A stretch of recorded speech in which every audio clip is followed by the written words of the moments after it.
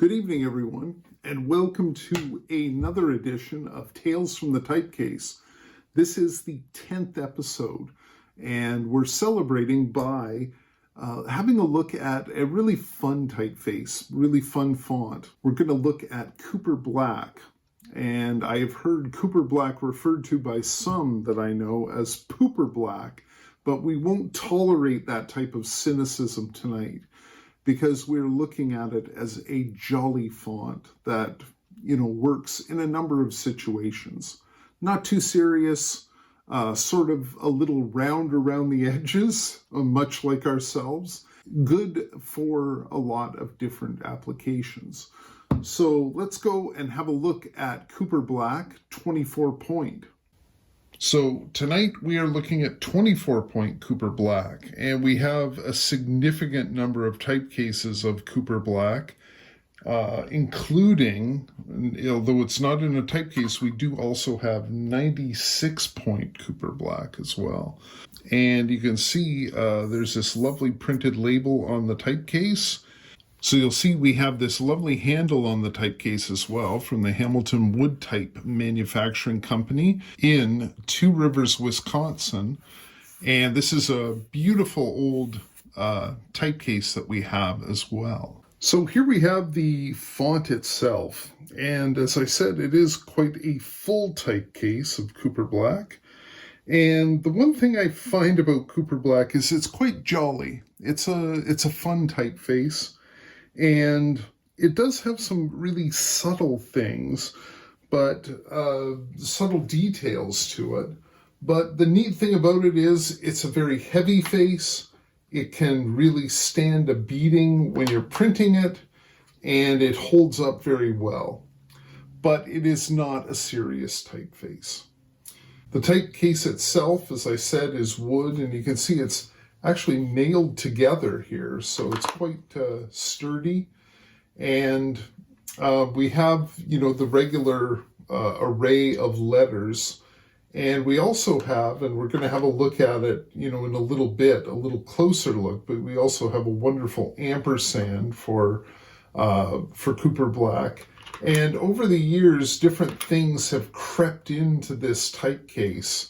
And here we have a dash, probably an M dash, which I do not think is from the font itself, based on the configuration of it. As well, we have some crushed pieces of type stuffed up here. We also have some other interesting square brackets here. And the numerals start up in here. So we start at the 1, 2, 3, and we go all the way across to the 0 here. And these are spaces up here, extra spaces that somebody put in there. And also you'll notice where the K is supposed to be. There are some Ks, but also there are some Ws that have floated in there as well. So it's a very basic typecase, but again, it is not a very a font with a lot of frippery about it. So here we have Cooper Black in W. Pincus Jasbert. And it was designed in 1921 for the Bernhardt Brothers and Spindler. And it ended up being, subsumed into American Type Founders. But the designer, Oswald Cooper, was a lettering artist in the advertising industry. Actually, he was taught by Frederick Goudy. And he found that he needed a typeface or a lettering style that was extra bold and attracted attention in headlines. So he came up with Cooper Black, and it was really popular almost immediately. And it is based on, traditional Roman letter forms that have just been, sort of pumped up, and it almost looks like it's been pumped up because there is, the rounded serifs in that.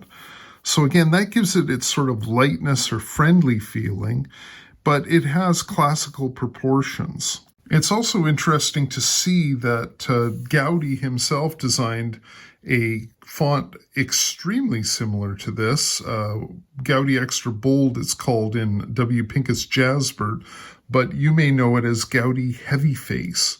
And a lot of the details are really, really similar. So the teacher stealing from the student in this case. So we brought out some of the distinctive characters in Cooper Black.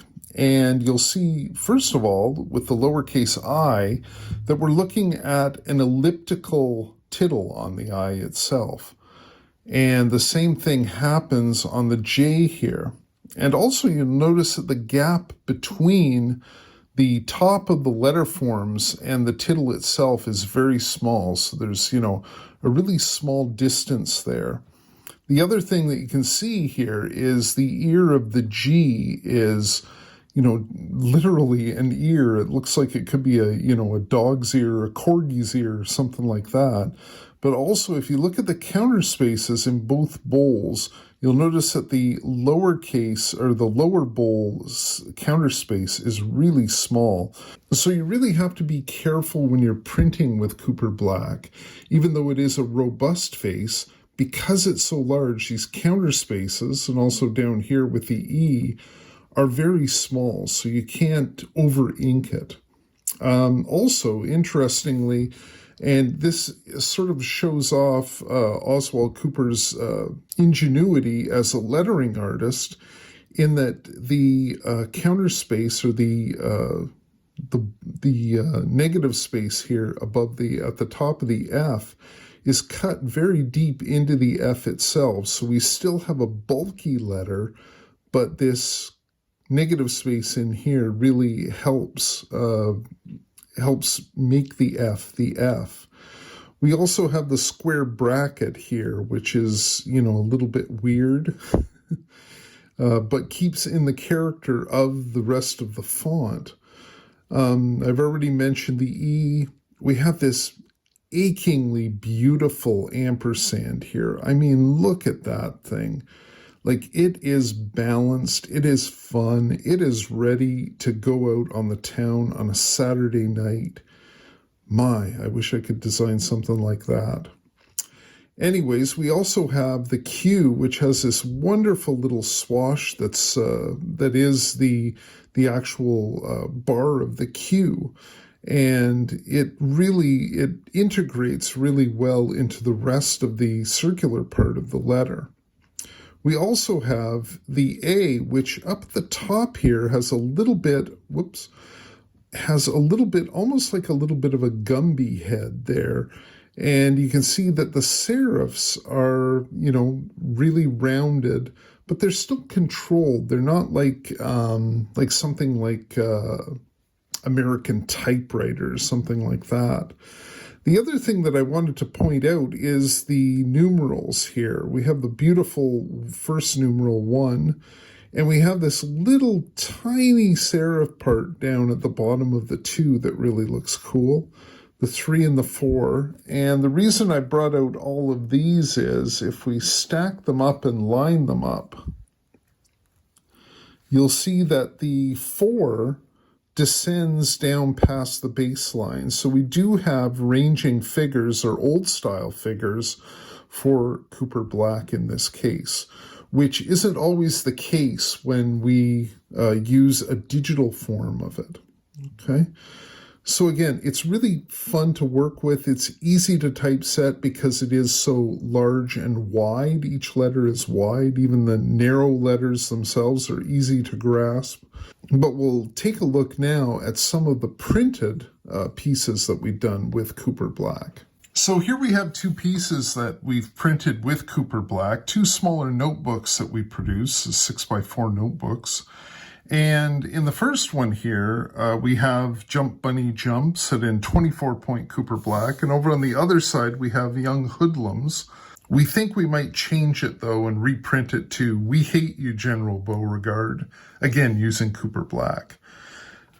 But you'll see that It prints fairly cleanly. We have the counter spaces of the O's here are holding open, the counter spaces of the G's as well, and it's on a smooth paper, so that helps. And also, again, you see we were quite jaunty with our use of the exclamation point. You'll notice that the exclamation point has a circular point to it, a tittle on the bottom here, whereas when we looked at the other letter forms, the I and the J, it had a elliptical tittle, if you remember. So again, a good font for pounding in and doing a lot of cool sort of fun work. So there we've taken a look at 24-point Cooper Black, and a jolly typeface it is. Tends to go in and out of style. I know when I first started letterpress printing 30 years ago, it was if you had Cooper Black in your collection, you were sort of looked on as maybe not so serious a printer. The Cooper Black has tended to outlast some of the printers who were poo-pooing Cooper Black back then. So again, I think it's a worthwhile font. It's a worthy font, and it's more than anything else, it's a fun font. And you can't take yourself too seriously when you're letterpress printing. At least we can't. So that's our 10th episode. Who knew? Anyways, well, we knew. Like, subscribe, comment, and give us your thoughts. Also, I mean, you could leave us in your wills. That's okay as well. Debenture bonds, junk bonds, anything like that. Send them along. We'll take them. Okay? Okay, so be good to each other and be good to the type. Take care.